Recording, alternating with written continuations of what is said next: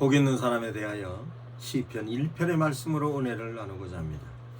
복 있는 사람은 악인의 길을 쫓지 않는 사람이라고 말씀합니다. 복 있는 사람은 죄인의 길에 서지 않는 사람이라고 말씀합니다. 복 있는 사람은 오만한 자리에 앉아있지 않는 사람이라고 말씀합니다. 복 있는 사람은 여호와의 율법을 즐거워한다고 말씀하고 있으며 복 있는 사람은 주야로 말씀을 묵상한다고 얘기하고 있습니다. 그러면 그와 같이 복 있는 사람에 대한 복은 무엇이냐? 나무가 시냇가에 심은 나무처럼 굳건하고 그에 따라서 과실이 시절을 따라 맺을 뿐만 아니라 복 있는 사람은 잎사귀가 마르지 아니하고 하는 행사가 다 형통하다고 말씀합니다. 악인은 그렇지 않다고 말합니다. 바람에 나는 겨와 같을 뿐만 아니라 심판을 견디지 못하고 의인의 회중에 들지 못할 뿐만 아니라 의인은 하나님께서 인정하시나 악인은 망한다라고 말씀을 하고 계십니다. 그러면 실제적으로 악인은 망하는 모습이고 의인은 형통으로서 말씀하고 계시는 데 대하여서 성경은 의인과 악인을 구분하여서 기록을 해 놓고 있습니다. 그러면 그와 같은 부분에 있어서 의인과 악인에 관련된 내용이 누구냐? 의인으로서는 다윗을 설명할 수 있고 악인으로서는 사울을 설명할 수 있습니다. 그러면 그네들이 한 행동에 관련된 내용을 좀 더 소상히 설명을 하자면, 그럼 악의 근원은 무엇인가?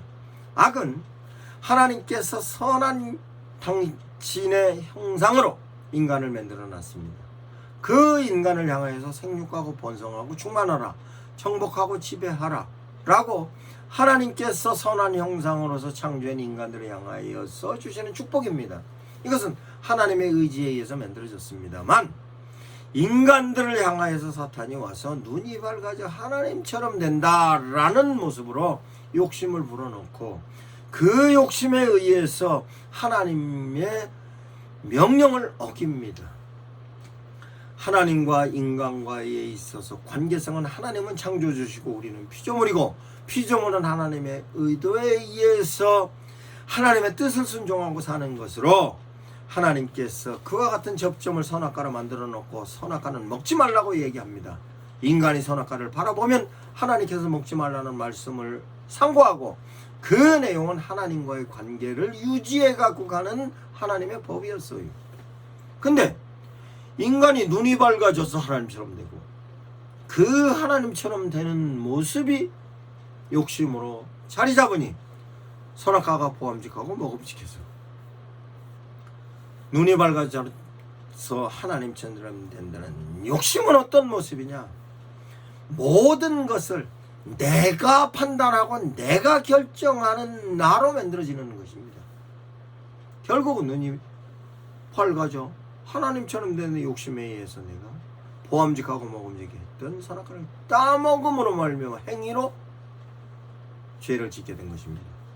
결국은 하나님과의 관계가 선악과라는 경계점에 있어서의 접점으로서 하나님의 뜻을 이루는 모습을 깨뜨려서 결국은 하나님은 창조주시고 우리는 피조물로서 하나님과 관계가 유지됐던 것이 깨졌습니다. 그 질서가 깨져서 하나님과의 상대적인 존재가 되었습니다. 그러므로 하나님은 에덴 동산에서 쫓아냅니다.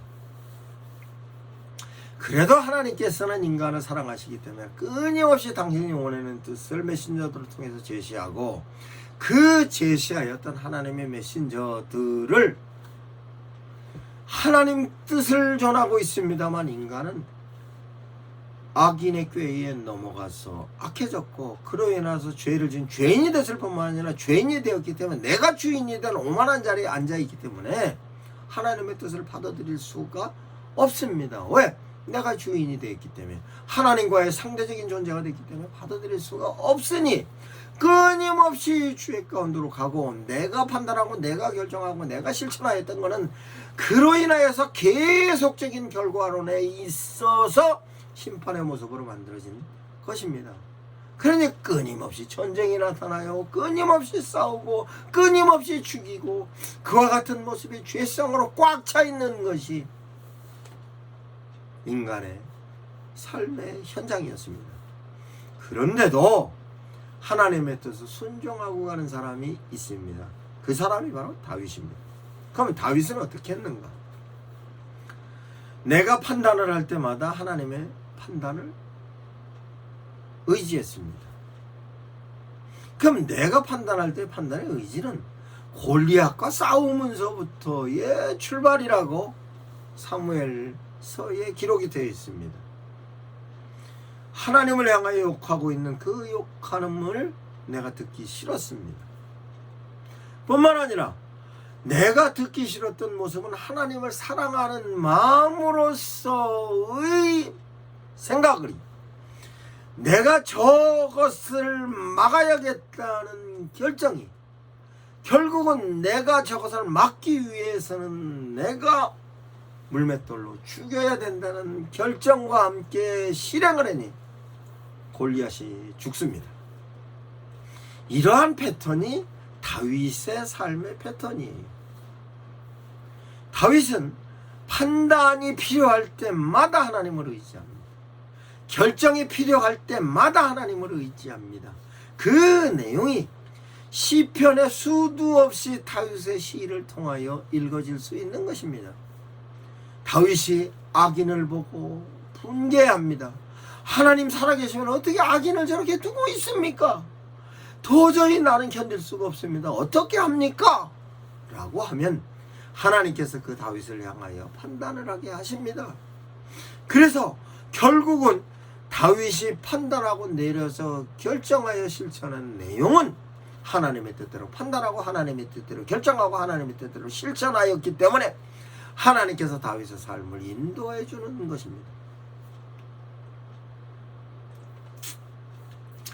그러나 다윗도 잘못 판단할 때가 있습니다. 어떻게 잘못 판단했냐? 테라스에 나와서 밖을 내려보니 어떤 여자가 목욕을 했는 모습을 보니 그 모습을 보는 순간 판단되어졌죠. 아, 이쁘다, 아름답구나. 음욕이 생겼습니다. 결국은 음욕이 생긴 그 욕심, 여자를 취하고 싶은 욕심이 바로 그 순간 악함에 넘어간 겁니다. 그러면 넘어갔으니까 행동을 어떻게 했냐? 불러들여서 취했습니다. 취했으니 현상은 아기를 임신했죠. 이게 바로 악인이 악의 꾀를 넘어가서 죄를 짓고 죄를 짓고 나면 반드시 만들어지는 현상입니다. 이것을 어떻게 했냐? 결국은 우리아를 불러다 모사를 꾸미지만 그 모사를 실패하고 맙니다. 결국은 전쟁터에서 우리아를 죽입니다. 이것이 바로 악인의 길을 쫓고 죄인의 길에 서서 오만한 자의 모습으로 죽이는 것까지 죄를 짓는 것입니다. 나단 선지자가 찾아와서 다윗에게 훈계합니다. 그것을 깨닫고 바로 다윗은 돌았습니다. 왜? 하나님의 말씀이 다시 눈에 보이기 시작하는 것이므로 내가 잘못 판단했구나, 잘못 결정했구나, 잘못 실천했구나 라고 해서 삶의 방향을 틀어버립니다. 그 이후로 다윗은 회개하고 하나님의 말씀대로 갑니다. 이것이 다윗입니다. 그러면 다윗이 실제적으로 다시 또 판단하는 내용이 성경에 기록이 되어 있습니다. 다윗이 사울에게 쫓겨서 도망다니다가 막벨라기로 숨었습니다. 볼일을 보러 사울이 막벨라기로 들어왔을 때 다윗의 수하들이 죽여야 된다, 기회다라고 얘기를 합니다. 그러나 다윗은 그 순간 판단합니다. 어떻게 판단했을까? 어떻게 결정을 했을까? 죽이면 안 된다. 기름 부은 종이기 때문에 죽이면 안 된다. 그래서 옷깃을 베어서 그 내용을, 그 옷깃을 가지고 나와서 사울에게 비춰줍니다. 결국은 하나님의 기름 부은 종을 죽이지 않는 것으로 판단하고 결정하고 실제적으로 행동을 그렇게 했습니다. 그와 같은 모습이 바로 다윗의 모습으로서 시편과 사무엘서에 다윗이 하나님의 뜻을 순종했던 모습으로 여호와의 율법을 즐거워하여 지키는 모습이 수없이 많이 기록이 되었고, 그것을 지키기 위해 여호와의 율법을 주야로 묵상하고 기도하는 데 대한 내용이 시편 내용입니다.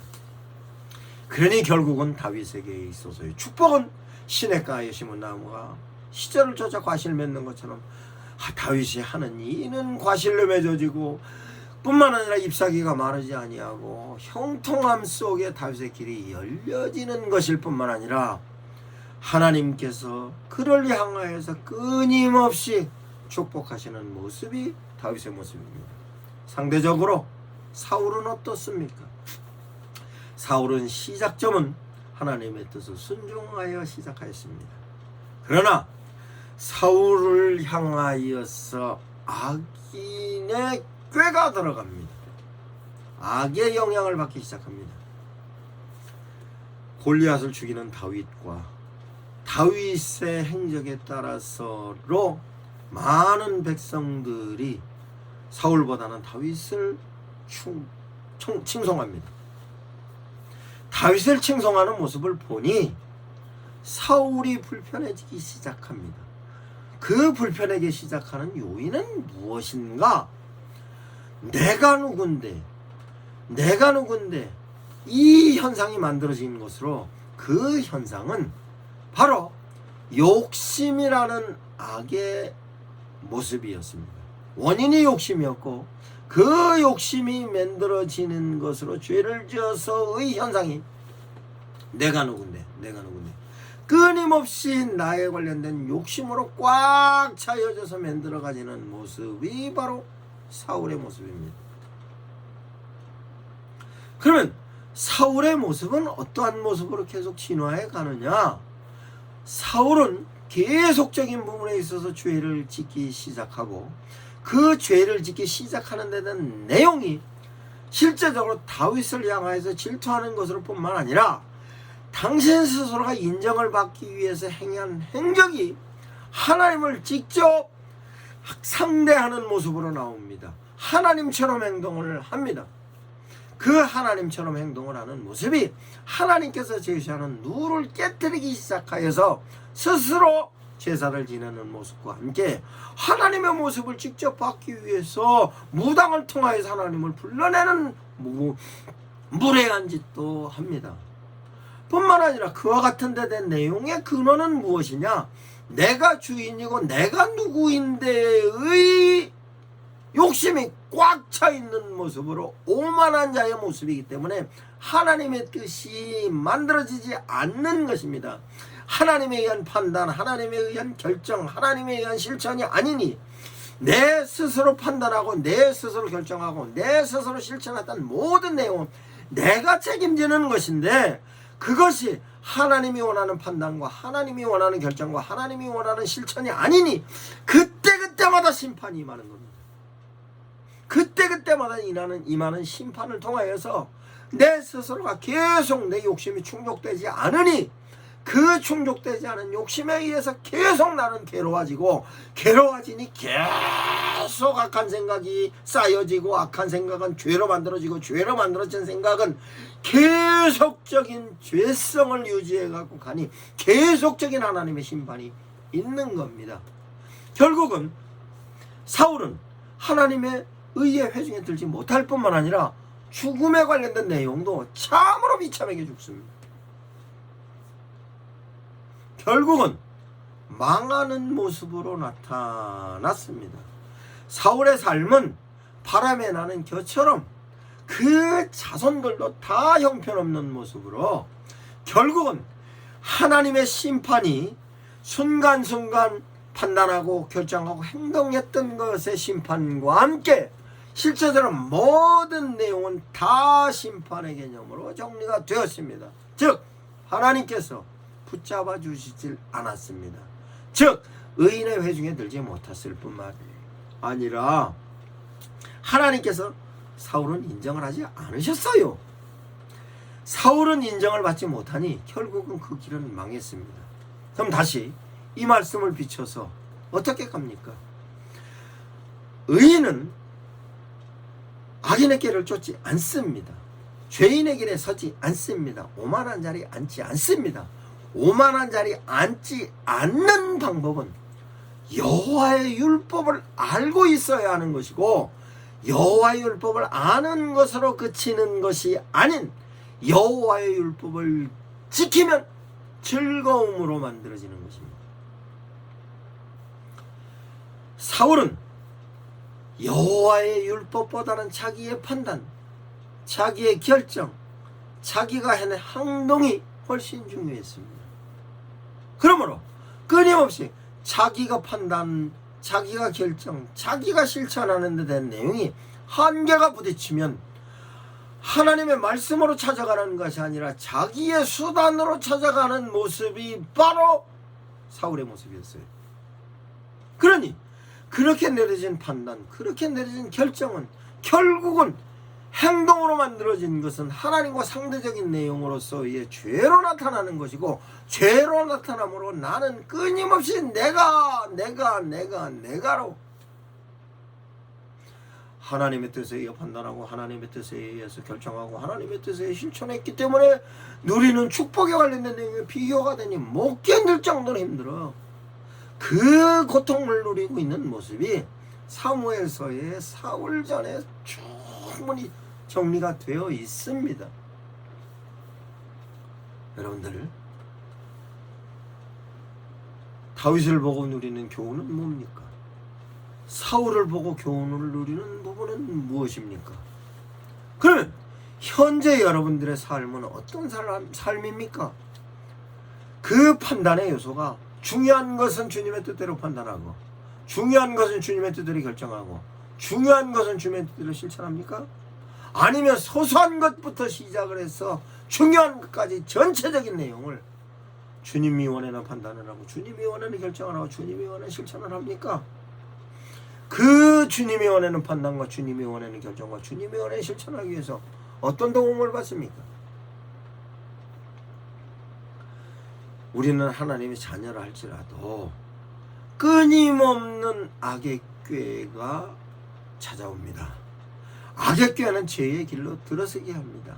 죄의 길로 들어서니 그에 대한 내용이 오만한 자리에 앉아있는 모습으로 나타나는 것이 끊임없이 지금까지 만들어진 것입니다. 이 정도는 내가 판단하고, 이 정도는 내가 결정하고, 이 정도는 내가 실천한다, 이렇게 살지는 않습니까? 여러분들, 하나님께서는 우리를 향하여서 당신이 가지고 있는 것을, 모든 것을 주셨습니다. 그것을 다스려 지키는 모습으로 우리에게 허락하셨는데, 그것을 내 거인 양 쓰는 것입니다. 내가 많이 가지고 있으면 행복하고, 내가 많이 가지고 있는 것 가지고 내가 누리는 것으로 많은 사람들이 행복감을 찾고 있습니다. 그러나 그것을 다 가지고 있다고 인간이 행복하지는 않습니다. 왜 그러냐? 내가 주인이 되면 그 주인으로 살아가는 순간부터는 하나님께서 그 판단하는 것, 내가 결정하는 것, 내가 행동하는 것은 항상 내가 책임지는 모습으로 심판이 있기 때문에 그렇습니다. 그러면 어떻게 살아야 합니까? 그 살아가는 방법을 하나님께서 제시해 놓으셨습니다. 그 제시해 놓으신 것은 어떻게 하느냐? 우리는 예수 그리스도를 통하여서 하나님과의 관계성이, 아버지와 아들과 관계성이 회복이 됐습니다. 나를 위해서 예수님이 십자가에 달려 죽으심으로 말미암아 나는 하나님을 아버지라 부를 수 있고, 내 죄는 예수님께서 십자가에 달려 죽으심으로 소멸이 됐습니다. 그런데 그것으로 끝난 것이 아니라 예수님께서 부활 승천하시면서 성령을 보내주셔서 실제적으로 내가 판단하고 결정하고 실천하는 데 대해서 성령께서 도와주신다고 약속을 하셨는데, 그 약속은 세상 끝날까지 계시겠다고 약속을 하셨습니다. 그러면 우리는 기도합니다. 기도를 하면 그 기도를 통해서 성령께서 우리에게 임재하셔서 그 기도의 내용을 응답하십니다. 그 기도의 내용은 하나님 이럴 때는 어떻게 해야 됩니까? 하나님 이럴 때는 어떻게 결정해야 합니까? 하나님 이럴 때는 어떻게 실천해야 할까요? 반드시 성령께서 인도해 주십니다. 그 인도해 주심으로 하나님의 말씀이 생각납니다. 율법이 생각이 나요. 그 율법이 생각나는 그 율법을 내가 이렇게 해야 되겠다라고 결정이 지어지고, 그 결정 지어졌던 걸 실천합니다. 그 내용이 예수님께서 뭐라고 말씀하셨냐? 율법에 관련된 내용의 완성은 위로는 하나님을 사랑하고 아래로는 내 이웃을 내 몸처럼 사랑하는 모습으로 하나님께서 다스려 지키게 하는 모든 내용을, 내 이웃을 사랑하는 그 모습을 내 몸처럼 사랑함으로 나누라는 것이, 그게 예수 그리스도의 메시지이고, 성령의 인도하심 속에서 성령을 체험한 사도행전 2장의 성도들은 이렇게 살기 시작합니다. 그러면 여호와의 율법을 즐거워하는 것은 어떤 것이냐? 성령의 인도하심 속에서 내가 내 욕심이 아니라 하나님이 원하는 모습으로 판단하고 결정하여서, 그러니 이웃이 보이기 시작합니다. 율법은 이웃을 내 몸처럼 사랑하는 것으로 인간관계에 있어서 내용은 완성됩니다. 하나님을 사랑하는 것으로서의 율법은 완성됩니다. 내 이웃을 내 몸처럼 사랑하는 모습을 나는 사랑을 할 수 없으나, 내가 성령의 인도하심 속에서 행동을 실천함으로 성령의 인도하심 속에서 열매가 나타납니다. 그 나타나는 열매는 사랑으로 나타나고, 희락으로 나타나고, 화평으로 나타나고, 자비로 나타나고, 양선으로 나타나고, 온유로 나타나고, 오래 참음으로 나타나고, 절제로 나타납니다.